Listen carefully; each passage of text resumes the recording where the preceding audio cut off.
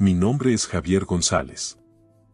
Durante la última década, había levantado mi propio estudio de arquitectura partiendo de la absoluta nada, dedicando noches enteras a diseñar edificios comerciales sostenibles que, con el tiempo, me valieron 3 premios nacionales en España. Mi éxito no era fruto del azar, sino de una obsesión casi enfermiza por los detalles. Tengo la capacidad de notar lo que otros pasan por alto, de encontrar patrones geométricos donde los demás solo ven caos. Entendía perfectamente que cada estructura, cada viga y cada material cuenta una historia profunda sobre quienes la habitan. Por eso, mientras esperaba en el elegante vestíbulo de mármol del Hotel Gran Vía de Madrid un martes por la tarde, mis ojos, entrenados para el escaneo constante, se detuvieron en un nombre del registro de entrada, apenas 2 líneas por encima de la mía. Regina Casal, habitación 69. El impacto fue sordo pero profundo. Mi esposa estaba registrada en el mismo hotel donde yo acababa de llegar para una reunión crucial con un cliente internacional, un hotel situado a solo 60 kilómetros de nuestro hogar. Mientras el ascensor de acero inoxidable me elevaba hacia la 6ª planta, mi mente, actuando como un procesador de datos, comenzó a catalogar las inconsistencias. Regina me había asegurado esa misma mañana que viajaría a Valencia para visitar a su hermana, quien supuestamente pasaba por un bache personal. Se había despedido de mí con un beso tibio a las 9 de la mañana, mencionando que el trayecto por la A3 sería largo y que volvería muy tarde. Valencia estaba en la dirección opuesta, a más de 3 horas de coche. Madrid no era una parada en ese camino, era una desviación deliberada y clandestina.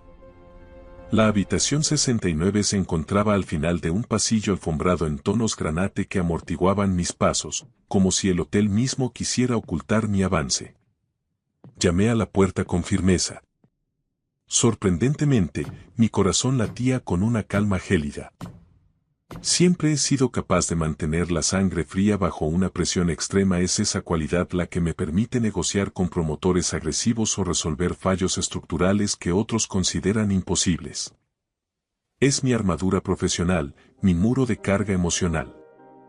La puerta se abrió con un leve quejido. Regina apareció tras ella, envuelta en una toalla blanca del hotel que contrastaba con su piel oliva. Tenía el pelo oscuro completamente mojado, peinado hacia atrás de forma apresurada. Durante unos segundos que parecieron expandirse en el tiempo, el silencio fue absoluto, roto solo por el murmullo lejano del tráfico madrileño. Entonces, el color abandonó su rostro, sus nudillos se tornaron blancos al aferrarse al marco de la puerta y sus ojos se dilataron por el pánico. Javier. ¿Qué haces aquí? Alcanzó a balbucear, con la voz quebrada. Tengo una reunión de negocios en la planta baja en 15 minutos, respondí, manteniendo una neutralidad absoluta en el tono. Vi tu nombre en el registro al hacer el check-in. Pensé que sería un detalle cortés subir a saludarte antes de mi cita, ya que Valencia parece haberse movido al centro de la península. Entré en la habitación sin esperar invitación, mientras ella retrocedía de forma mecánica, como una pieza desplazada en un tablero. Era una suite de lujo estándar, impregnada de un olor a perfume caro y humedad. Cama de matrimonio, amplios ventanales con vistas al bullicio de la ciudad y un minibar de madera oscura. La cama era un desorden de sábanas de hilo revueltas y almohadas desplazadas. Sobre la mesilla de noche, 2 copas de vino tinto de la Ribera del Duero reposaban junto a una botella abierta. Una de ellas todavía conservaba gotas de condensación deslizándose por el cristal, indicando que alguien había estado bebiendo de ella hacía escasos minutos. Regina se apretó la toalla contra el pecho, un gesto defensivo inútil. ¿Puedo explicarlo, Javier? De verdad que puedo. Seguro que puedes, respondí, mientras mi ojo de arquitecto seguía escaneando el entorno, analizando cada error en la escena. El análisis es sencillo, Regina. Solo hay que mirar los materiales sobrantes. 2 toallas usadas en el perchero, ambas empapadas. Un rastro de vapor que todavía se filtraba por debajo de la puerta cerrada del baño, delatando una ducha reciente. Y, sobre la cómoda, un objeto que desentonaba con todo lo que yo poseía. Un reloj de hombre, un Patek Philippe de platino, una pieza de alta relojería extremadamente costosa y de un gusto que nada tenía que ver con mi estilo sobrio. Entonces, el silencio de la habitación fue interrumpido por un sonido metálico casi imperceptible. Un suave clic. El pestillo de la puerta del baño acababa de ser girado desde el interior. Alguien estaba allí, escuchándonos, protegiéndose tras la madera. Dirigí mi mirada hacia mi mujer, cuyos ojos bailaban entre la puerta del baño y yo. ¿Quién es, Regina? Pregunté. Mi voz seguía siendo un lago en calma, pero la superficie empezaba a congelarse. Ella se interpuso físicamente entre el baño y mi posición, con una expresión de desesperación que rozaba la súplica. Por favor, Javier, te lo ruego. No entres. Déjame que te lo explique todo primero. Tienes que entender el contexto. Si ves quién está ahí dentro, ya nada volverá a ser igual. Todo cambiará para siempre. Todo cambiará. Aquella lección de palabras me resultó fascinante y aterradora a la vez. No utilizó las frases habituales de una infidelidad descubierta. No dijo nuestro matrimonio se ha acabado o no es lo que parece. Ese todo cambiará sugería una magnitud que trascende lo personal, algo que afectaba a los cimientos mismos de mi realidad. Estudié el rostro de mi esposa con la misma minuciosidad con la que estudio un plano defectuoso. Había miedo, sí, pero también había cálculo. Regina estaba aterrada, pero su cerebro ya estaba procesando variables, planeando su siguiente maniobra de contención. ¿Cuánto tiempo lleva esto ocurriendo? Pregunté en un susurro. Ella tragó saliva, con un esfuerzo visible que hizo vibrar su garganta. 1 año, confesó al fin. 1 año. 12 meses de una arquitectura de mentiras perfectamente diseñada. 1 año entero de supuestas visitas a Valencia, de clubes de lectura inexistentes y retiros de yoga ficticios. 1 año en el que yo había confiado en ella plenamente, depositando cada ladrillo de nuestra vida compartida sobre una base que, ahora lo veía, estaba podrida desde el inicio. ¿Quién es? Repetí, dando un paso hacia adelante. Alguien a quien conoces muy bien. Los ojos de Regina se empañaron por las lágrimas. Por favor, escucha. Si cruzas esa puerta, no habrá vuelta atrás. Hay gente involucrada, Javier. Gente muy peligrosa.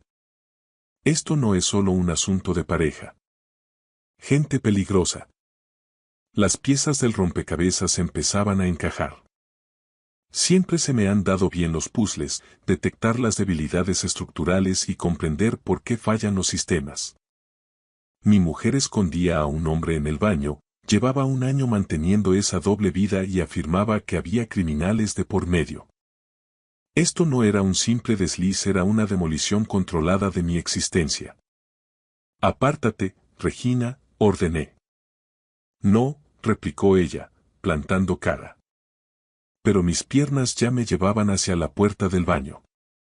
Intenté girar el pomo, pero estaba bloqueado. Ábrela ahora mismo, o llamaré a la seguridad del hotel para que echen la puerta abajo, sentencié. Se hizo un silencio sepulcral.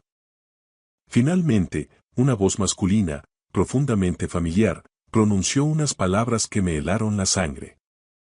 Hola, Javier. Ha pasado mucho tiempo, amigo mío. Conocía esa voz.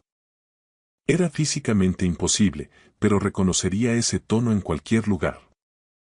Abre la puerta, Martín. Martín Soler había sido mi mejor amigo y mi sombra desde nuestros años de facultad en la Politécnica de Madrid. Habíamos fundado el estudio de arquitectura juntos hacía ya 12 años, 2 jóvenes ambiciosos con habilidades que encajaban como un engranaje perfecto. Yo era el cerebro creativo, mientras que él era el genio de las finanzas y las relaciones públicas. Juntos habíamos levantado un negocio sólido que estaba alcanzando un éxito internacional. Pero había un problema. Hacía exactamente 1 año, Martín Soler había muerto. Recordaba con una nitidez dolorosa aquel accidente en la carretera nacional hacia la sierra una noche de tormenta. El vehículo se había salido por un barranco y había estallado en llamas. El cuerpo estaba tan carbonizado que solo pudieron identificarlo por registros dentales. Fue un funeral de ataúd cerrado.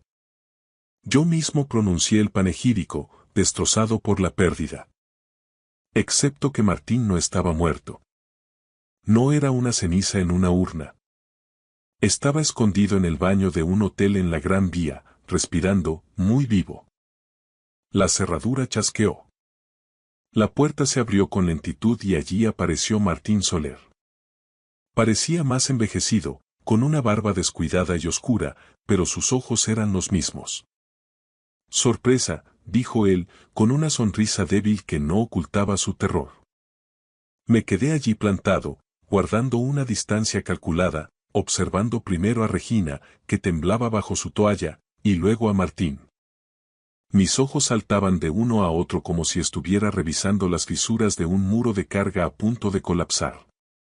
Mi mente, sin embargo, no se detuvo, trabajaba a una velocidad vertiginosa, procesando datos, fechas y comportamientos.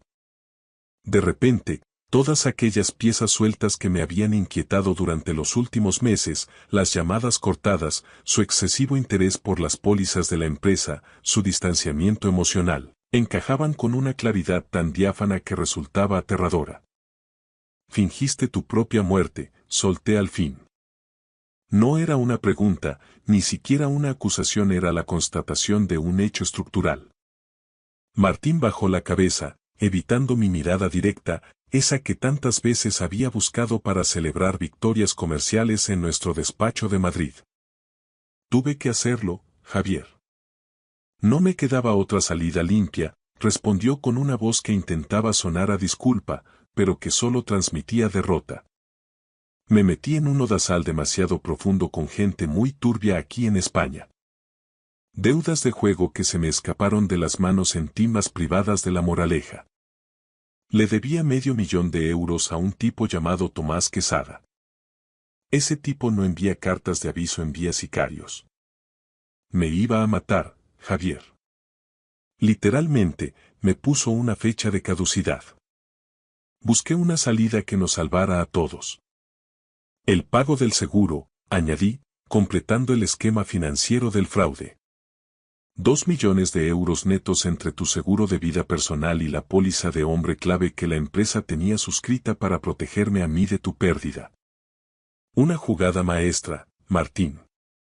Dinero fresco para borrar deudas y dejar un excedente generoso. Martín tuvo al menos la decencia de encogerse de hombros, pareciendo sinceramente avergonzado bajo la luz cenital del baño. Necesitaba desaparecer del mapa de forma definitiva. Borrar mi rastro, dejar de ser Martín Soler para que los hombres de Quesada dejaran de buscarme. Quería empezar de cero en otro lugar, lejos de la presión y del miedo. Me giré lentamente hacia Regina. Ella seguía aferrada a la toalla del hotel, con la mandíbula tan tensa que se le marcaban los tendones del cuello. ¿Y tú? ¿Tú lo sabías desde el principio? ¿Has estado alimentando este cadáver durante todo este tiempo? Ella apretó los labios antes de hablar. Vino a buscarme la noche antes del supuesto accidente. Estaba desesperado, Javier. Me lo contó todo, llorando, diciendo que si no desaparecía, lo encontrarían muerto en una cuneta de la sierra. Me suplicó ayuda. Yo no podía dejar que lo asesinaran. No podía cargar con esa culpa, Javier. Así que preferiste dejar que yo cargara con el duelo. Mi voz seguía siendo una línea recta, calmada, pero ahora había un filo de acero bajo cada palabra. Dejaste que fuera al depósito a reconocer un coche calcinado, dejaste que llorara a mi mejor amigo, que sostuviera a sus padres en el entierro en la Almudena. Y todo eso mientras tú sabías que estaba vivo.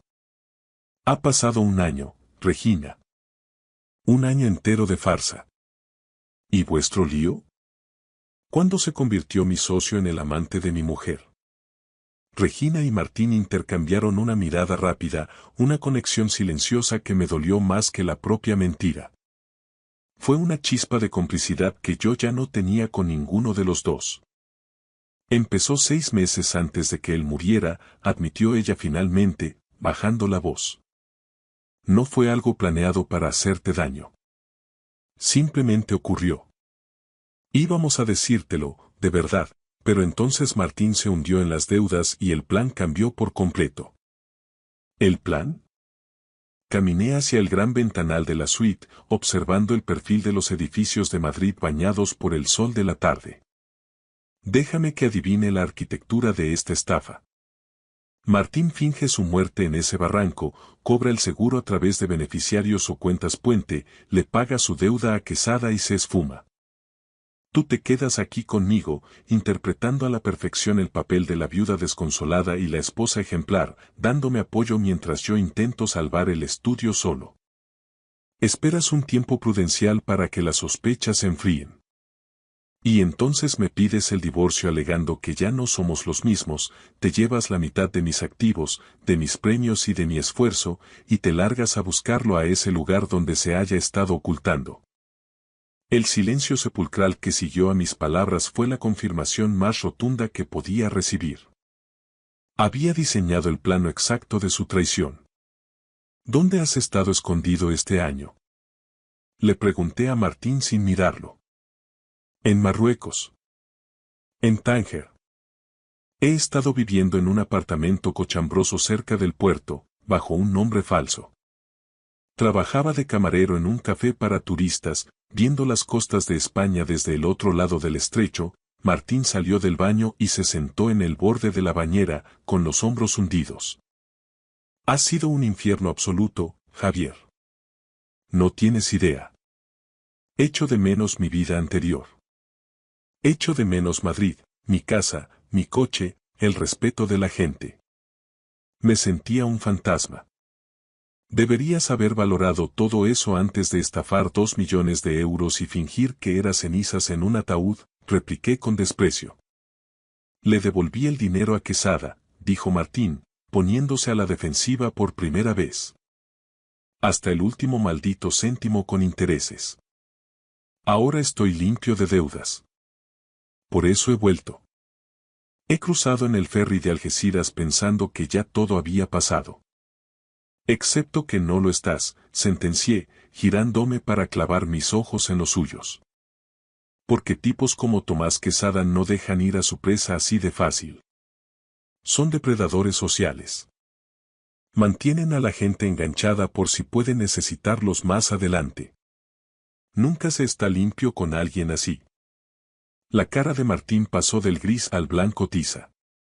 ¿Cómo sabes tú tanto sobre los negocios de Quesada? No soy idiota, Martín.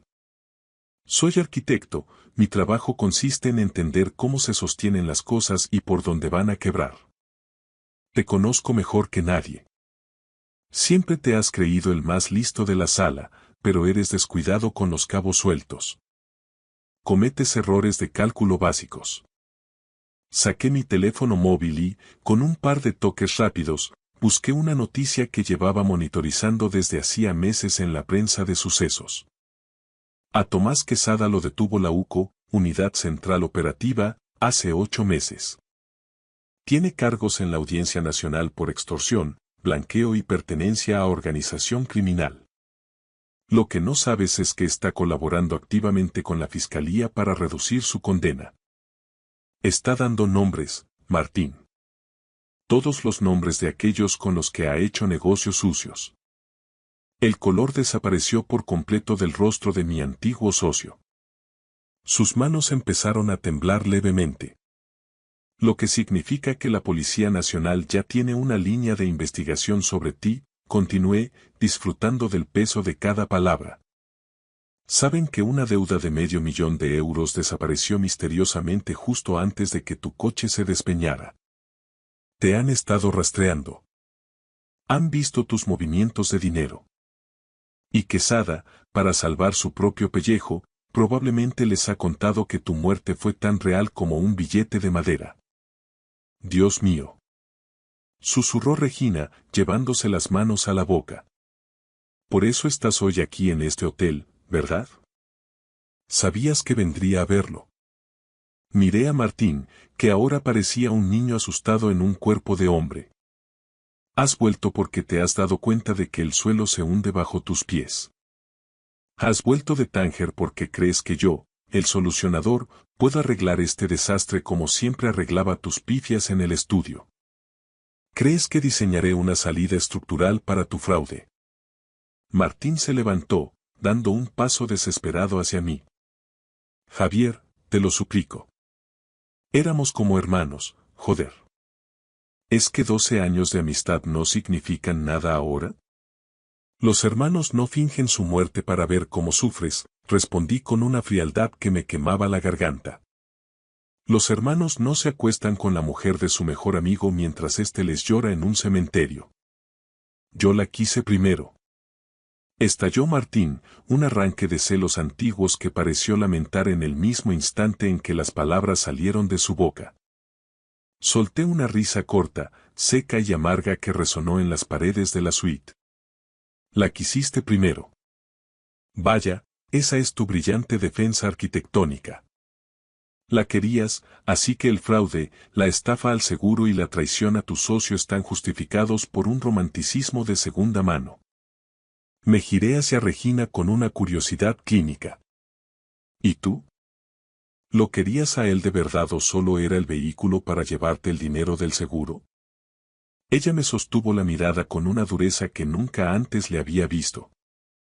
En ese momento, la máscara de esposa perfecta terminó de romperse. Por ambas cosas, Javier, dijo con una sinceridad brutal. Lo quería a él, a su energía, a su caos. Pero también sabía que quedarme contigo era la opción inteligente. Contigo tenía seguridad, estabilidad y un estatus. Martín siempre fue un temerario, un desastre andante, pero pensé que podía tenerlo todo. La solidez de una vida contigo y la pasión clandestina con él. Al menos ahora las cartas estaban sobre la mesa. El plano estaba completo. Bien, asentí despacio, ajustándome la chaqueta. Esto es lo que va a suceder a continuación. Voy a salir de esta habitación ahora mismo. Me voy a mi reunión de negocios en la planta baja, porque mi vida y mi trabajo continúan. Vosotros dos os vais a quedar aquí sentados, encerrados, pensando muy seriamente en cada una de vuestras decisiones. Y luego, en exactamente 2 horas, regresaré y tendremos una conversación definitiva sobre cómo termina este edificio que habéis construido. ¿Qué? ¿Qué vas a hacer exactamente? Preguntó Regina, y por primera vez el miedo real asomó en su voz.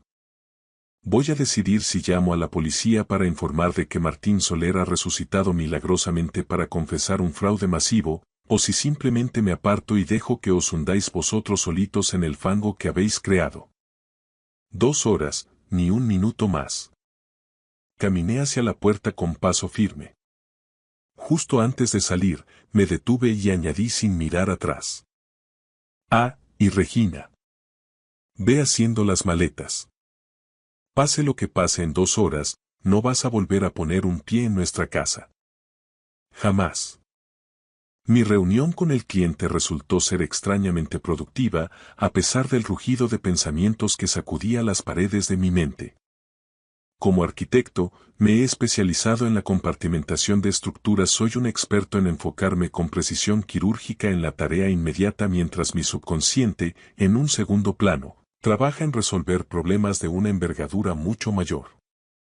El cliente buscaba un complejo de oficinas de vanguardia que no solo fuera sostenible desde el punto de vista medioambiental, sino también estéticamente audaz, un edificio que desafiara la gravedad y las convenciones. Esbocé ideas preliminares en mi cuaderno, discutí plazos de entrega y negocié términos contractuales complejos. Todo ello mientras mi cerebro procesaba las brutales implicaciones de lo que acababa de descubrir en la planta de arriba. Martín estaba vivo. Regina me había estado mintiendo sistemáticamente durante un año completo. Habían orquestado el cobro fraudulento de un seguro de vida y me habían traicionado de la forma más íntima y profesional posible. Pero, por encima de todo, habían cometido errores técnicos. Y si algo sé hacer bien, es explotar las debilidades estructurales de cualquier construcción, sea de hormigón o de mentiras. Al terminar la reunión, bajé al bar del hotel, un espacio de luz tenue y madera oscura, y pedí un whisky solo. Saqué mi teléfono personal y realicé una llamada que no figuraba en mi agenda habitual. Claudio Alarcón, respondió una voz ronca al otro lado, con ese tono de quien ha visto demasiado en las alcantarillas del estado. Claudio era un investigador privado de élite, un exinspector de la Policía Nacional al que ya había recurrido en el pasado para verificar la solvencia de contratistas dudosos. Era minucioso, implacable y, sobre todo, extremadamente discreto. Claudio, soy Javier González, dije, bajando la voz.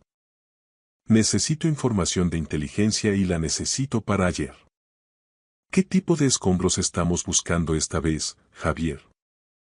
Quiero todo lo que puedas extraer sobre la cooperación de Tomás Quesada con la Fiscalía. Específicamente, cualquier mención a un tal Martín Soler. Necesito confirmar si hay una búsqueda activa por parte de la UCO, si es un objetivo prioritario o si simplemente es un cabo suelto en su confesión tras la última redada. Eso es material sensible de una investigación de la Audiencia Nacional, Javier. Entrar ahí tiene un riesgo alto. Tienes tus contactos en el complejo de Canillas, Claudio. Úsalas. Te pagaré el triple de tu tarifa habitual por la urgencia. Hubo un silencio tenso, solo interrumpido por el sonido de unos dedos tecleando al otro lado. Dame 2 horas. Te enviaré un informe cifrado. Colgué e hice una segunda llamada, esta vez a mi abogado personal, Alejandro Belmonte. Alejandro, necesito que rescates de inmediato los archivos de la póliza de seguro vinculada al fallecimiento de Martín Soler. Quiero cada cláusula. Y necesito que compruebes los plazos de prescripción y las penas criminales para el fraude al seguro en el Código Penal español cuando hay un fallecimiento simulado. Javier, ¿de qué hablas? Ese caso se cerró hace meses. ¿Qué está pasando? Consígueme esos datos, Alejandro. Y empieza a redactar los trámites para un divorcio contencioso por causa grave. Te daré los detalles técnicos en cuanto nos veamos. Mi tercera llamada fue para mi contable jefe, Sergio Barrios. Un hombre que vive por y para los números. Sergio, necesito una auditoría forense completa de las finanzas de la empresa centrada en el último año, pero retrotrayéndonos a los meses previos a la desaparición de Martín. Quiero saber si hubo fugas de capital a cuentas en el extranjero o cualquier irregularidad camuflada como gastos operativos. Eso es un trabajo de semanas, Javier. No puedo hacerlo en una tarde. Tienes hasta mañana a primera hora. Usa a todo tu equipo si es necesario. No me importa el coste. Colgué y terminé mi whisky de un trago. Estaba armando un caso sólido, reuniendo la munición necesaria para el asalto final. Para cuando volviera a cruzar el umbral de la habitación 69, sabría exactamente hasta dónde llegaba la profundidad de la traición de Martín y Regina y de qué palancas de control disponía para demoler sus planes. Exactamente 2 horas después, volví a llamar a la puerta. Regina abrió de inmediato. Ya se había vestido, pero su rostro estaba hinchado de tanto llorar. Martín seguía sentado en el borde de la cama, con los hombros hundidos, recordándome a un animal acorralado. Me senté con parsimonia en la silla del escritorio, saqué mi móvil y empecé a leer mis notas con la frialdad de quien lee un informe de daños. La cooperación de Tomás Quesada con la UCO ha sido devastadora, empecé a decir.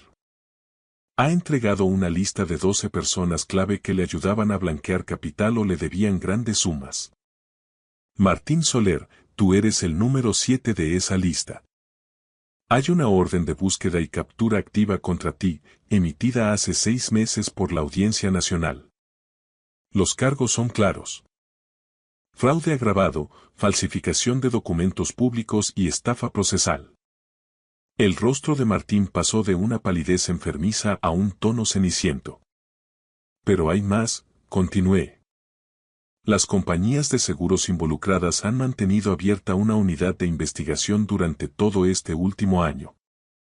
Están a horas de presentar una querella criminal. Si te localizan vivo, la reclamación civil, sumada a las multas del Estado, superaría los 10 millones de euros. Yo no tengo esa cantidad. Ni de lejos, susurró Martín con un hilo de voz. Lo sé. Lo que significa que te enfrentarás a una condena en una prisión española por un tiempo muy largo. Pasé a la siguiente nota. McCondiable también ha hecho su trabajo. En los meses previos a tu muerte, transferiste de forma sistemática un total de 400.000 euros de nuestras cuentas a una sociedad opaca. Nunca lo detecté porque yo estaba centrado en el diseño y confiaba en ti.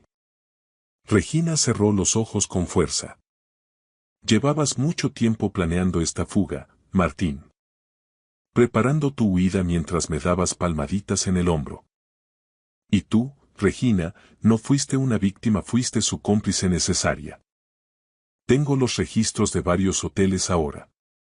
Os habéis estado viendo en secreto en distintos puntos de España durante este año, siempre pagando en efectivo. Excepto hoy.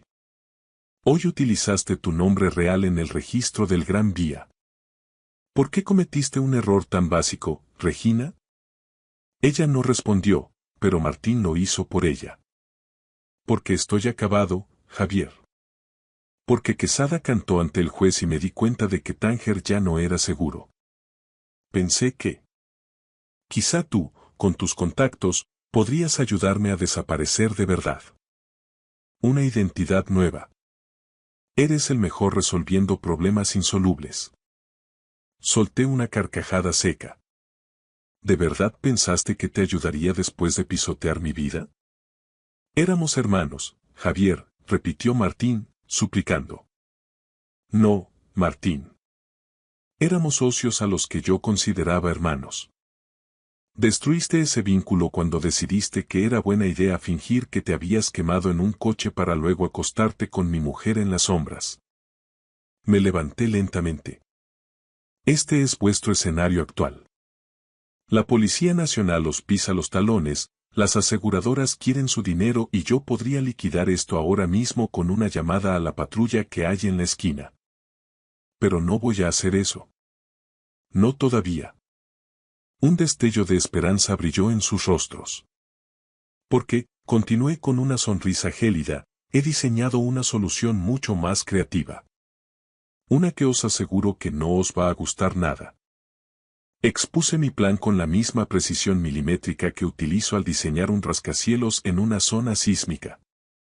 Cada pieza tenía que encajar a la perfección, cada elemento de carga debía estar calculado para resistir el peso de las consecuencias y generar el máximo impacto emocional y legal. No había espacio para el error en este plano final. Martín, no tienes escapatoria, así que vamos a elegir la forma en que vas a caer, comencé, mirándolo fijamente. Vas a entregarte voluntariamente a la Policía Nacional. Ahora mismo. Vas a ofrecer una cooperación plena y absoluta, testificarás contra Tomás Quesada en cada una de las piezas separadas que se instruyan en la Audiencia Nacional y te declararás culpable de todos los cargos de estafa agravada al seguro y falsedad documental. Eso pueden ser 15 o 20 años en una prisión española, Javier, protestó Martín, con la voz quebrada por el pánico. Me estás pidiendo que me entregue a los lobos. Con una confesión detallada y la aplicación de la atenuante por cooperación activa, probablemente el juez reduzca la pena a un rango de 6 a 8 años. Pero aquí está el núcleo del trato. Vas a ofrecer algo que la UCO no pueda rechazar. Les darás información minuciosa sobre cada criminal que Quesada te presentó en las sombras, cada trato ilegal del que fuiste testigo durante este último año y cada método de blanqueo que viste mientras te escondías en Tánger. Serás el testigo más valioso que haya pasado por esos juzgados en décadas. No sé lo suficiente como para marcar una diferencia real, balbuceó él, frotándose las manos nerviosamente. Te sorprendería lo que tu mente es capaz de recordar cuando tu libertad depende de ello. Has pasado un año huyendo, cuidándote las espaldas y moviéndote por los márgenes de la red de Quesada entre Marruecos y España. Has visto nombres de testaferros, lugares de encuentro y la logística de sus operaciones. Vas a recordarlo todo, hasta el último detalle, y se lo vas a entregar en bandeja de plata a los inspectores de la brigada financiera. Me giré entonces hacia Regina, que me observaba como si fuera un extraño que acabara de entrar en su vida. En cuanto a ti, Regina, vas a firmar el divorcio de forma inmediata y discreta ante mi abogado, Alejandro Belmonte. Sin solicitudes de pensión, sin peleas por las acciones del estudio, sin dramas mediáticos. Te quedarás únicamente con lo que hay actualmente en tus cuentas personales. Yo me quedo con absolutamente todo lo demás, desde el chalet hasta el patrimonio de la empresa. Además, vas a redactar y firmar una confesión completa sobre tu papel en la falsa muerte de Martín y tu complicidad para ocultar su paradero durante este año. Esa confesión quedará bajo sello, a menos que decidas causar algún tipo de problema legal en el futuro. ¿Y luego qué? ¿Qué se supone que haré yo? Preguntó Regina con una voz pequeña, casi inaudible. Luego, desapareces de mi vida. No me contactes, no intentes hablar con nuestros amigos comunes, no busques una rendija para volver a mi realidad. ¿Dices que quieres a Martín?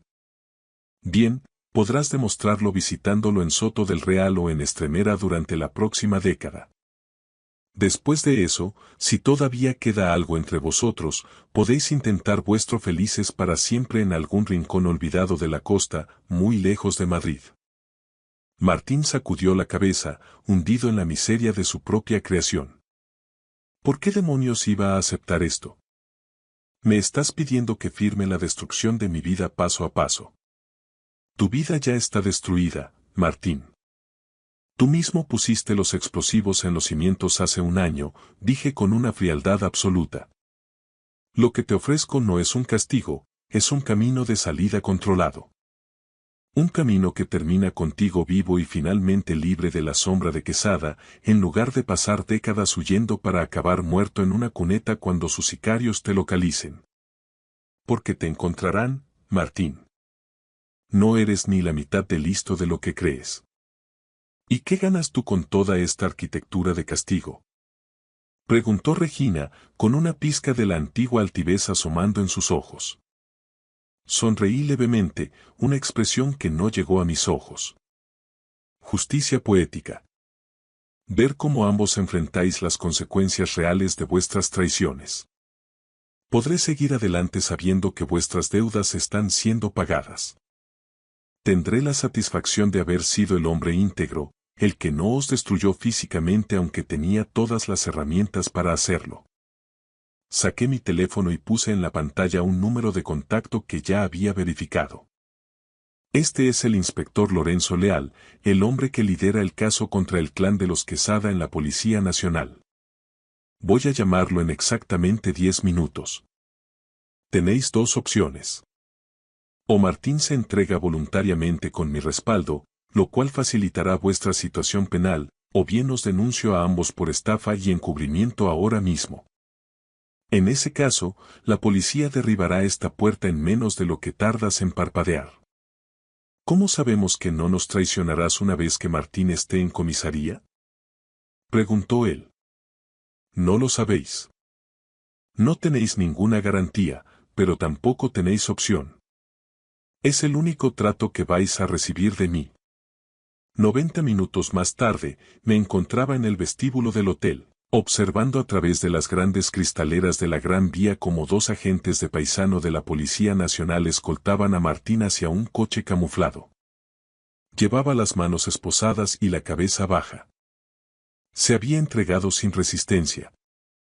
Regina estaba a mi lado, envuelta en su abrigo, con lágrimas silenciosas surcando su rostro. Nunca fue mi intención hacerte este daño, Javier, dijo en voz baja. Te equivocas, Regina. Sí lo fue. Simplemente no contabas con que el edificio que construisteis tuviera un fallo de diseño tan obvio. No esperabas que os pillaran. La miré por última vez, tratando de encontrar a la mujer que amé, pero solo vi un hueco vacío. Una última pregunta antes de que esto termine. Después de todo este año de farsa, ¿alguna vez me quisiste de verdad? Se tomó un tiempo eterno para responder, un silencio que pesó más que cualquier palabra. Creo que amaba la estabilidad que me dabas, el estatus, el futuro seguro. Pero nunca estuve enamorada de ti con la intensidad con la que lo estoy del caos de Martín. Entonces espero, sinceramente, que ese caos haya valido la pena el precio que vais a pagar. ¿Ha valido algo de esto la pena? Preguntó ella, mirando hacia el coche que se alejaba. Mira a tu alrededor. Nos has destruido a todos. Yo no he destruido nada, Regina. Yo solo he puesto un espejo frente a vuestras acciones. Vosotros mismos fuisteis los que derribasteis los muros. Yo solo me estoy asegurando de que nadie salga indemne de las ruinas. Ella se secó las lágrimas. Firmaré los papeles del divorcio mañana. Me iré de la ciudad esta noche. Perfecto. Mi abogado tendrá lista la confesión para que la firmes a primera hora. Después de eso, para mí, habrás muerto con la misma finalidad con la que Martín murió hace un año. Ella asintió y se alejó hacia la salida, desapareciendo entre el gentío de Madrid. Me quedé allí un largo rato, mirando las luces de la ciudad. Sentía un vacío inmenso, pero también una paz extraña. La traición dolía, pero lo había gestionado con método, sin convertirme en el villano. 6 meses después, me encontraba frente al pleno del ayuntamiento, presentando los planos del centro cultural que redefiniría el horizonte de la capital. Mi estudio había crecido y mi reputación era impecable. El divorcio era definitivo. Regina se había marchado a una ciudad de la costa para intentar empezar de cero, y Martín cumplía su condena en una prisión madrileña gracias a su exhaustiva cooperación con la Audiencia Nacional. Se la habían reducido a 7 años.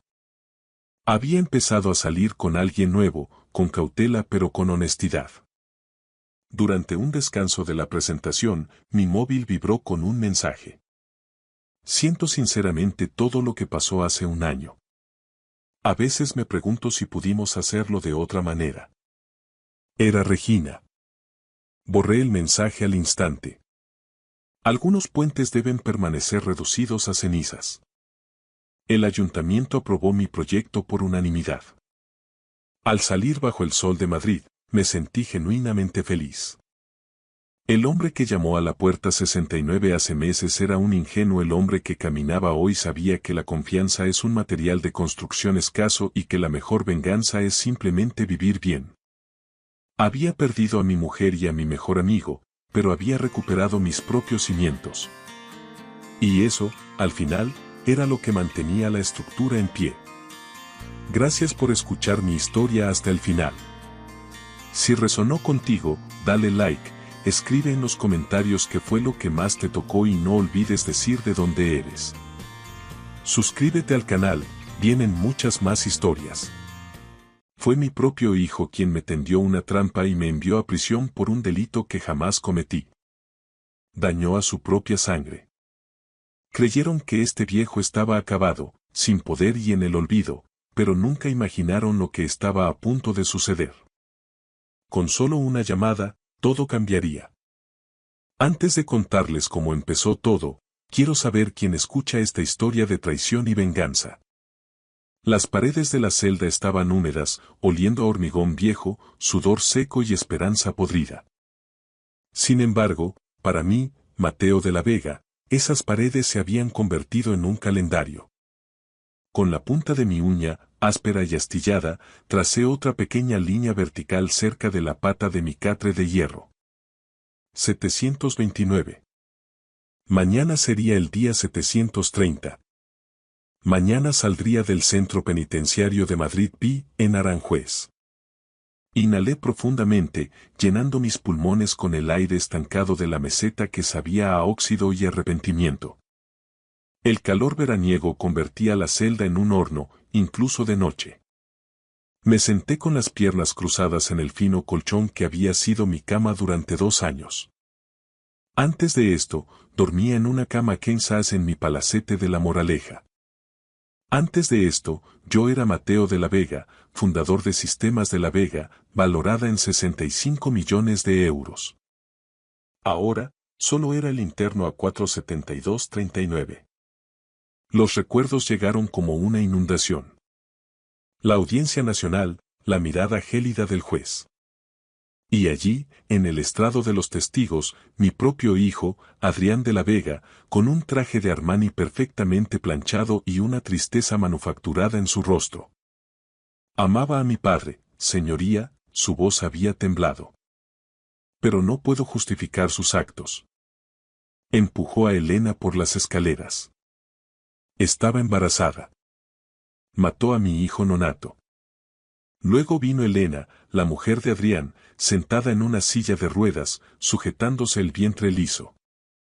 Lágrimas de cocodrilo rodaban por sus mejillas. El señor de la Vega me gritó, sollozó. Luego me empujó. Sentí como mi bebé moría. Mentiras. Cada palabra era una mentira. Había ido a la oficina de Adrián aquel día para confrontarlo por una malversación de fondos. 1,5 millones de euros desaparecidos de las cuentas de la empresa. Pero nunca toqué a Elena. Ella misma se había tirado por las escaleras. La cámara de seguridad había sufrido un fallo técnico misterioso durante esos minutos cruciales, dejando solo las imágenes de mí en la parte superior con el rostro lleno de furia. Cuando el mazo golpeó la mesa y escuché la sentencia de 2 años, mi mundo se derrumbó. Vi a Adrián abrazar a Elena y, en ese momento, capté una mirada. No era culpa, sino un cálculo frío. La mirada de alguien que acababa de eliminar el único obstáculo para su herencia. Intenté luchar, pero Adrián se movió rápido. Presentó una petición de urgencia para congelar mis cuentas, alegando que yo era mentalmente inestable. Sin acceso a mi dinero, no pude contratar a los abogados de la calle Serrano que podrían haberme salvado. Me quedé con un abogado de oficio desbordado de trabajo que apenas miró mi caso antes de aconsejarme que me declarara culpable. Me negué. Fui a juicio y perdí. Mateo, ¿estás soñando despierto otra vez? Una voz ronca me interrumpió. Era Paco Beltrán, mi compañero de celda. Un hombre de unos 60 años cumpliendo condena por estafa fiscal. Mi único compañero en este infierno. Solo contando los días, Paco, respondí en voz baja. Mañana sales libre, dijo Paco, doblando su uniforme. Si yo fuera tú, estaría dando gracias a la Virgen. Pero estás demasiado tranquilo, Mateo. Como quien va a por el pan, no como quien sale del hoyo. Esbocé una leve sonrisa que no llegó a mis ojos. Porque el verdadero infierno no está aquí, Paco, susurré. El verdadero infierno está ahí fuera, esperándome. Paco arqueó una ceja, pero no dijo nada. Me puse de pie y caminé hacia el espejo agrietado sobre el lavabo. El hombre que me devolvía la mirada era diferente. El pelo con vetas grises, el rostro endurecido, los ojos más oscuros. Había perdido 10 kilos, no por la mala comida, sino por la rabia que ardía en mi interior como un horno. Pensé en Isabel, mi esposa durante 30 años, fallecida hace 3, antes de que pudiera ver en qué se había convertido nuestro hijo. Adrián, Elena, pronuncié los nombres como maldiciones. Mañana estarían esperando fuera con periodistas, escenificando una reconciliación, interpretando sus papeles. Pero yo había aprendido a ser paciente en esta celda. La paciencia era un arma, y la venganza era un plato que se servía frío. Yo había mantenido el mío en el congelador durante 2 años. La puerta de la celda se abriría en pocas horas, y cuando lo hiciera, el infierno saldría conmigo. Horas de visitas. El sonido de zapatos caros resonó por el pasillo. Adrián venía de nuevo. Visita para De la Vega, dijo el oficial Martínez. Su hijo dice que es urgente. Cerré mi libro. El último intento desesperado. Por supuesto. La sala de visitas estaba dividida por un cristal. Al otro lado vi a Adrián en su traje de 3.000 euros, con aspecto cansado. Bien. A su lado se sentaba Elena, luciendo más delgada. Mejor aún. Adrián agarró el teléfono. Esperé antes de levantar el mío. Papá, por favor, la voz de Adrián se quebró. Solo firma la transferencia del fondo fiduciario. 2 millones. La empresa lo necesita. La auditoría empieza mañana. Hola para ti también, hijo, lo corté fríamente. Elena se acercó, las lágrimas ya formándose. Padre, nos hemos encargado de todo mientras no estaba. Mantuvimos sistemas de la Vega a flote. Es lo menos que podría hacer. ¿Lo menos que podría hacer? Mi risa fue amarga. ¿Sentarme en esta jaula por un crimen que no cometí mientras vivís en mi casa? Mi casa, corrigió Adrián bruscamente. Ahora soy el consejero delegado. Esos activos son tanto míos como suyos. Nada es tuyo, Adrián. No hasta que yo esté muerto. Un movimiento detrás de Adrián captó mi atención. Una figura en la puerta. Claudia de la Vega, mi hija de 27 años, con un traje negro de corte impecable y el pelo rígidamente recogido. Su rostro se mantenía neutral mientras daba un paso al frente. Claudia, díselo tú, Adrián miró hacia atrás. Dile a papá lo difícil que ha sido esto. Claudia se encontró con mis ojos a través del cristal. Esos ojos. Los ojos de Isabel, que una vez habían sido cálidos. Ahora eran planos, vacíos. Padre, la voz de Claudia era controlada, clínica. Deberías firmar. Es lo mejor. La empresa está sufriendo sin acceso al fondo. Deberías cooperar. Sentí que algo se rompía en mi interior. Incluso Claudia, mi hija, estaba del lado de Adrián. ¿Incluso tú, Claudia? Susurré. Claudia desvió la mirada, sin decir nada. Papá, escucha, Adrián se inclinó desesperadamente. El banco requiere verificación biométrica. Huella dactilar y reconocimiento facial. Por eso te necesitamos mañana en la sucursal. Solo una firma. 2 millones. ¿Por qué no falsificarla? Pregunté con frialdad. Adrián se puso rojo. Porque es un delito federal y el banco tiene sistemas de seguridad. Oh, ahora te preocupan los delitos, sonreí sin humor. Las lágrimas de Elena desaparecieron, reemplazadas por la ira. Viejo estúpido. Estás destruyendo todo por despecho. Cuidado, Elena, mi voz bajó hasta convertirse en hielo. No tengo nada que perder. ¿Y tú? Adrián golpeó la mesa. Mañana saldrás de aquí sin nada, viejo. Sin dinero, sin familia, sin poder. Nosotros lo controlamos todo ahora. Me incliné hacia adelante, con los ojos clavados en mi hijo. Ya lo veremos, Adrián, dije suavemente. Mañana te enseñaré lo que significa realmente no tener nada. Me levanté y colgué el teléfono. A través del cristal, la boca de Adrián se movía, gritando. Elena señalaba, pero yo le di la espalda. Mientras caminaba hacia el oficial Martínez, oí la voz tranquila de Claudia a través del cristal. Adiós, padre. No nos vemos mañana. Adiós.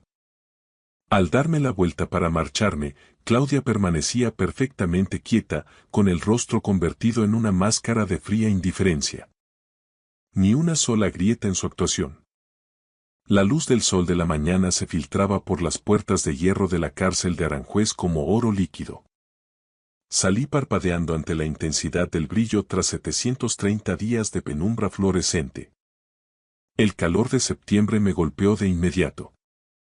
El aire denso y húmedo de Madrid que olía a libertad, a gasolina y a nuevos comienzos. Una multitud se había congregado fuera de las puertas. Periodistas con cámaras y micrófonos rodeaban el lugar y en el centro, como actores esperando su entrada, estaban Adrián y Elena. Mi hijo vestía un traje azul marino que probablemente costaba 3.000 euros, con el rostro ensayado en un gesto de cuidadoso remordimiento. A su lado, Elena sostenía un ramo de rosas blancas sobre su vestido color crema. Atrezo para las cámaras. Papá, la voz de Adrián se proyectó por todo el aparcamiento, lo suficientemente alta para que cada micrófono la captara. Bienvenido. Estamos aquí para ti. Somos una familia. No detuve mi paso. Caminé hacia adelante, mi camisa blanca arrugada y mis vaqueros desgastados me quedaban holgados tras 2 años de comida carcelaria. Eran las mismas prendas que llevaba el día que me detuvieron. Todo lo que tenía ahora. Adrián dio un paso al frente, extendiendo las rosas. Papá, por favor, vamos a casa. Podemos hablar. Arreglarlo todo. Pasé de largo. No lo rodeé, simplemente pasé a través de su espacio como si Adrián fuera un mueble viejo en la acera. Papá, la voz de Adrián se agudizó. Su mano salió disparada, agarrándome del brazo. No montes un espectáculo. Entra en el coche ahora mismo. Me detuve lentamente y giré la cabeza. Miré la mano de Adrián apretando mi brazo, luego busqué sus ojos. Las cámaras estaban grabando, registrándolo todo. Suéltame, dije en un susurro, midiendo cada sílaba. O gritaré que me estás agrediendo delante de toda esta prensa. La mano de Adrián cayó como si hubiera tocado fuego. Reanudé mi marcha. Detrás de mí, la voz de Elena se elevó, rompiendo la fachada. Está completamente loco. 2 años le han destruido la cabeza. El rugido profundo de un motor potente la cortó en seco. Un Rolls Royce Phantom negro se deslizó por el aparcamiento como una pantera, con el cromo brillando bajo el sol, exigiendo atención inmediata. La matrícula rezaba Brox. Todas las cámaras giraron hacia él. La puerta del conductor se abrió. Un hombre joven salió, de unos 30 y pocos años, atlético, vistiendo un carísimo traje de 3 piezas color gris carbón. Tenía el pelo oscuro cortado con precisión y ojos inteligentes tras unas gafas sin montura. Se movía con una confianza silenciosa. Era Marcos Brox, graduado en ICADE, el abogado que ganaba los casos imposibles. Adrián había intentado contratarlo el año pasado para una demanda corporativa, pero Brox se había negado sin dar explicaciones. Marcos caminó directamente hacia mí, ignorando a los reporteros, ignorando el impacto de Adrián, ignorando todo excepto a su cliente. Señor de la Vega, la voz de Marcos era clara y respetuosa. Todo está listo, señor. Le estreché la mano con firmeza una vez. Marcos abrió la puerta trasera con una inclinación profesional. Me detuve y miré hacia atrás, hacia Adrián y Elena. Estaban congelados, las rosas se marchitaban en manos de Elena y tenían las bocas ligeramente abiertas mientras su escena cuidadosamente planeada se desmoronaba. No sonreí, no me regodeé, solo los miré. Dejé que vieran que algo fundamental había cambiado, que el hombre que entró en prisión no era el hombre que salía de ella. Luego me deslicé dentro del Rolls Royce. El cuero me abrazó. El interior olía a lujo, a madera pulida y a poder. La puerta se cerró con un golpe sólido, como una caja fuerte bloqueándose. Fuera, estalló el caos. Señor de la Vega. Los reporteros enjambraron a Adrián. ¿Quién ha recogido a su padre? ¿A dónde se lo llevan? ¿De dónde ha sacado el dinero? El rostro de Adrián pasó por todas las emociones. Confusión, palidez, choque. Y un rojo ardiente. ¿Cómo es posible? Balbuceó. Ese es Marcos Brox. Elena agarró el brazo de Adrián, perdiendo la compostura. Dijiste que nos había rechazado. Dijiste que tu padre no tenía nada. A través de los cristales tintados, vi cómo la comprensión nacía en el rostro de mi hijo. Había calculado mal. Me había subestimado. El juego no había terminado, estaba empezando. Marcos se sentó en el asiento del conductor y pulsó el botón de arranque. El motor ronroneó. ¿A dónde, señor? Marcos me miró por el espejo retrovisor. Me eché hacia atrás, cerrando los ojos.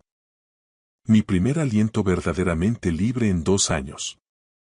Al santuario, dije en voz baja. Necesito lavarme su rastro. Y después, comenzaremos la guerra. El ático del Hotel Ritz-Carlton ocupaba toda la planta 42. Los ventanales de suelo a techo ofrecían una vista de Madrid que se extendía hasta el horizonte. Me quedé allí de pie, simplemente respirando aire puro. Luego caminé hacia el baño. Mármol por todas partes, grifería de oro y una ducha con 6 hidromasajes. Abrí el agua, casi hirviendo, me despojé de la ropa de la cárcel y me metí debajo.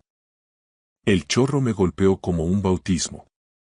Me froté con el jabón del hotel, con aroma a cedro y bergamota, nada que ver con el olor a desinfectante industrial de la prisión. Me restregué hasta que mi piel enrojeció. 2 años en aquel lugar, 2 años de traición.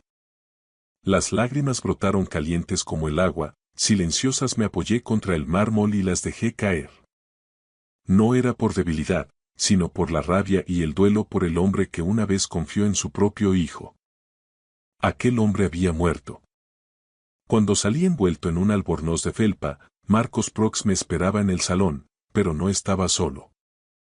Una mujer mayor estaba sentada en los sillones de cuero, con la espalda recta, de más de 60 años, el pelo plateado corto, ojos afilados y un traje de chaqueta gris marengo. Señor de la Vega, dijo Marcos poniéndose de pie, le presento a Beatriz Valdés. Era la mejor abogada penalista de España. Terminó su propia condena justo antes de que me encarcelaran a mí por corrupción corporativa. Fui el chivo expiatorio, dijo Beatriz con una sonrisa sin calidez. 5 años por negarme a traicionar a mi cliente. Salí hace 6 meses. Marcos fue mi alumno. Él me habló de usted. ¿Y quiere ayudarme? Quiero destruir a bastardos corruptos, corrigió Beatriz. Su hijo cumple los requisitos. Marcos señaló unos documentos que cubrían la mesa de centro. Tenemos que movernos rápido, dijo. Golpear mientras Adrián está desprevenido. Me senté. Enséñadme. Poder notarial, Marcos extendió el primer documento. Adrián consiguió que lo declararan a usted mentalmente incompetente. Vamos a revocarlo ahora mismo. Su firma reactiva su estatus como accionista mayoritario con el 70% de las acciones. Firmé inmediatamente. Siguiente. Auditoría forense de urgencia. Congelará todas las cuentas de la empresa hasta que se complete. Adrián no podrá mover ni un euro sin la aprobación del Consejo. ¿Cuánto tiempo? Mínimo 30 días. Más si encontramos irregularidades, y las encontraremos. Hacedlo. Beatriz se inclinó hacia adelante. Su fuente nos envió esto, dijo entregándome un sobre de papel craft sin nombre, solo con una letra, C. Mi mano se quedó inmóvil. Conocía esa caligrafía. Dentro había una memoria USB y una nota en papel normal. 2 años de trabajo. Todo lo que necesitas. Confía en Marcos, es tu aliado. Es muy minucioso. Marcos conectó la unidad al portátil. La pantalla se llenó de hojas de cálculo, registros bancarios, correos electrónicos, sociedades pantalla, blanqueo de capitales, sobornos al juez y al técnico que corrompió las grabaciones. ¿Quién es esta persona? Pregunté en voz baja. Anónimo, respondió Marcos. Pero alguien con acceso total a sistemas de la Vega. Alguien en quien Adrián confía. Me quedé mirando la letra C. Mi pecho se apretó. Claudia, no. Ayer se mostró fría, distante. A menos que... Señor de la Vega, me apremió Beatriz. Levanté la vista, apartando ese pensamiento. Ejecutad el bloqueo. Cortad el acceso de Adrián a cada cuenta. Corporativa, personal, todo. Quiero que sienta lo que significa no tener nada. Los dedos de Marcos volaron sobre las teclas. El banco recibirá nuestra orden judicial en menos de una hora. Adrián será notificado por la mañana. Tarjetas denegadas. Acceso cero. Bien. Volví a los ventanales. Madrid pulsaba bajo mis pies. Mi ciudad, mi empresa, mi imperio. Adrián pensó que podía robármelo. Adrián se equivocó.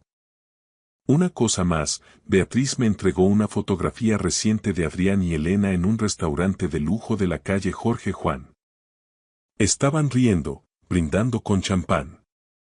En el reverso, la misma caligrafía. Que disfruten de su última cena. Sonreí con frialdad. ¿Cuándo lo hacemos público? Mañana, dijo Marcos, rueda de prensa. Anunciará que recupera el control. A los medios les encantará. Un hombre injustamente encarcelado reclamando su imperio. Asentí. Démosles el espectáculo que esperan. Mientras tanto, al otro lado de la ciudad, el teléfono de Adrián sonó en su despacho de sistemas de la Vega. Identificador de llamadas. Banco Santander. Frunció el ceño y respondió. Señor de la Vega, soy Susana Jones, de Servicios de Cuentas. Estamos viendo irregularidades en sus cuentas corporativas. Venga a la sucursal inmediatamente. La sangre de Adrián se congeló. La noticia estaba a punto de destruirlo. El restaurante amazónico, en plena calle Jorge Juan, brillaba con la elegancia del viejo dinero madrileño.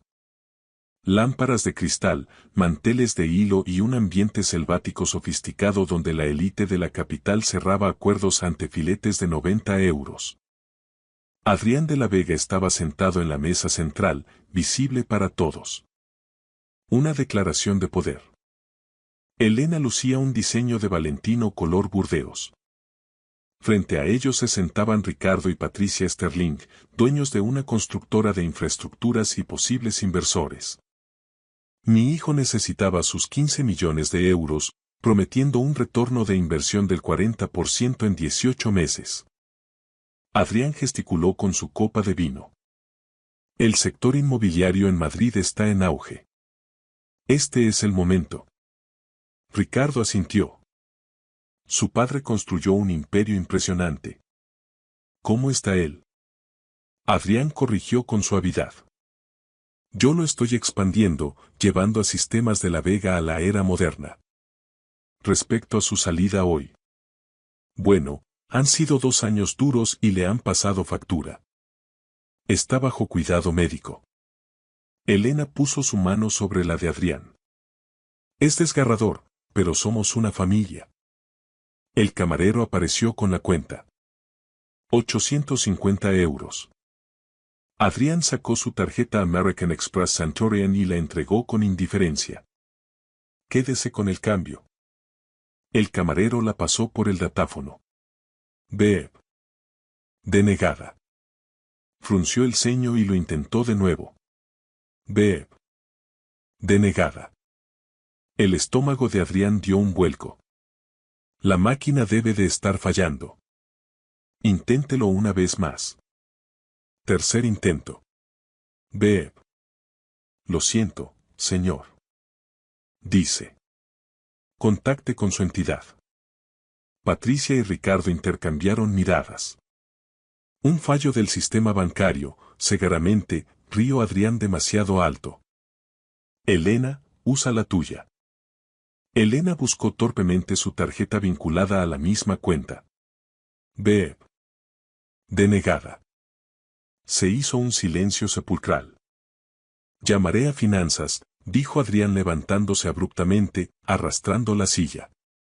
Caminó hacia la entrada con el teléfono en la oreja. Gerardo Thompson, el director financiero. Gerardo, ¿por qué no funcionan las tarjetas? La voz de Gerardo sonó aterrorizada. Señor de la Vega, he estado intentando localizarle. Todas las cuentas de la compañía están bloqueadas. Orden de la CNMV a las 5 de la tarde. Auditoría forense de emergencia. El mundo de Adrián se tambaleó.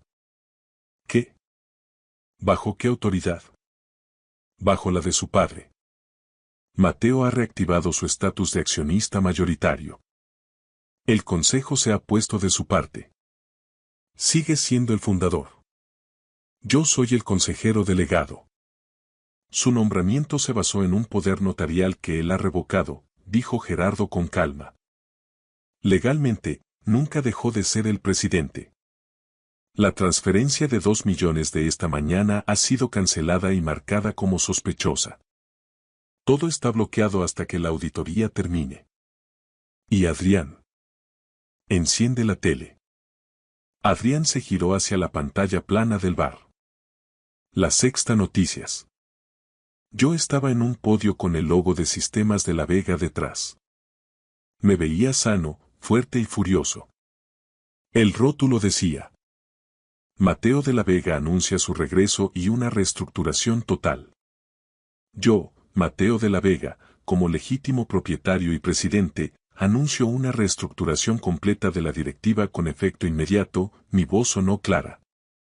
Mientras estuve encarcelado injustamente, ocurrieron irregularidades financieras masivas, desvío de fondos y proyectos mal gestionados.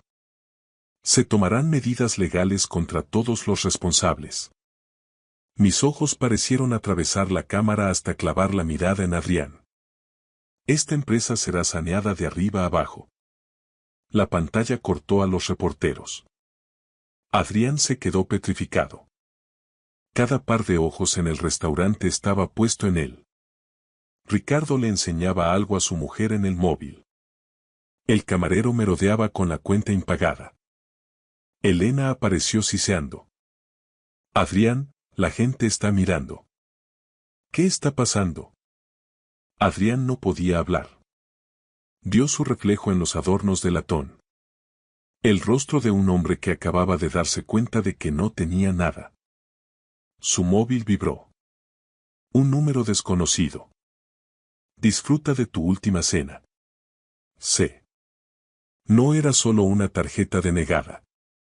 Era un jaque mate. Han pasado 3 días desde mi salida. Estoy sentado en el sillón de cuero de mi despacho, en la planta más alta de una de las torres del área de 4 Torres Business Area. La vista de Madrid desde aquí siempre me pareció un símbolo de control, pero ahora es algo más. Es mi regreso de entre los muertos. Llaman a la puerta. Entra Claudia. Lleva el mismo traje impecable que en la cárcel, pero su expresión ha cambiado. La máscara de indiferencia se ha esfumado. Se acerca a la mesa y coloca sobre ella una carpeta con el logotipo de la agencia tributaria. Todo ha terminado, papá, dice en voz baja. Adrián y Elena acaban de recibir la notificación de desahucio de la mansión de La Moraleja. La casa está a nombre de la empresa, y la empresa vuelve a ser tuya. Miro a mi hija fijamente. ¿Fuiste tú todo este tiempo? ¿Tú eras E? Le pregunto, aunque en el fondo ya conocía la respuesta. Claudia asiente, y por fin los ojos le brillan con lágrimas contenidas. Tuve que hacerlo, papá.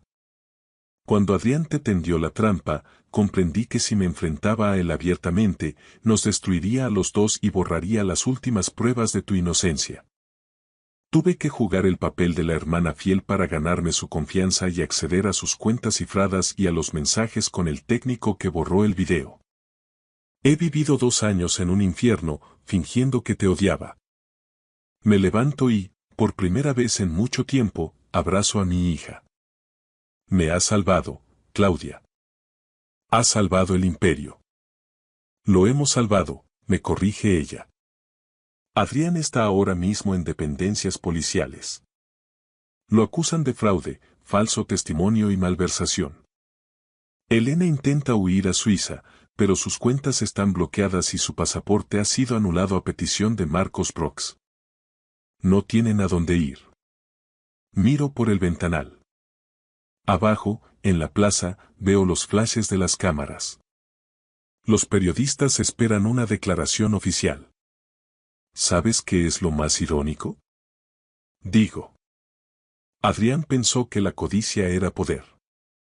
Pero en este país, en este negocio, la única moneda que de verdad importa es la lealtad. Una hora después, Claudia y yo bajamos al vestíbulo. Frente a la entrada del edificio hay una multitud. Entre ellos, alcanzo a ver a Adrián. Lo llevan custodiado dos agentes de la Guardia Civil. Ya no luce su chaqueta cara, lleva la camisa desabrochada y las esposas brillan en sus muñecas. Al verme, empieza a gritar. Papá. No puedes hacerme esto. Soy tu hijo. Fue ella, fue Elena la que me convenció. Me detengo a escasos metros de él. El ruido de la calle parece desvanecerse. Yo no tengo hijo, Adrián, digo con calma ante toda la prensa. Mi hijo murió hace 2 años, cuando decidió que el dinero valía más que el honor. Me giro hacia Claudia y sonrío, por primera vez de forma genuina, con toda el alma. Hija mía, mi socia, mi única familia de verdad. ¿Estás lista para dirigir un imperio? Claudia se ajusta la solapa de la chaqueta con seguridad. He estado dirigiéndolo desde las sombras los últimos 6 meses, viejo. Creo que sabré hacerlo a plena luz del día. Suelto una carcajada. Es la primera vez que río de verdad en años. Nos subimos al Rolls Royce negro y, cuando el coche arranca, miro por última vez el espejo retrovisor. La figura de Adrián, rodeado de policías, se hace cada vez más pequeña hasta desaparecer. El pasado está enterrado. El futuro es nuestro. Esta es mi historia. Una historia real de traición, sacrificio y el precio de la lealtad. Soy Mateo de la Vega y comparto esto con vosotros porque quiero que aprendáis la lección que yo aprendí de la forma más dura. La familia no es solo la sangre. Es quien se queda a tu lado cuando el mundo se desmorona. No seáis como mi hijo. No dejéis que la codicia os cegue. Yo perdí a un hijo para siempre, pero gané una hija que demostró que el amor verdadero requiere sacrificio. Elegid bien a vuestra familia. Elegid el carácter por encima de la conveniencia. Elegid la lealtad por encima de la codicia. Gracias por escuchar mi historia hasta el final. Si resonó contigo, dale like, escribe en los comentarios qué fue lo que más te tocó y no olvides decir de dónde eres. Suscríbete al canal, vienen muchas más historias.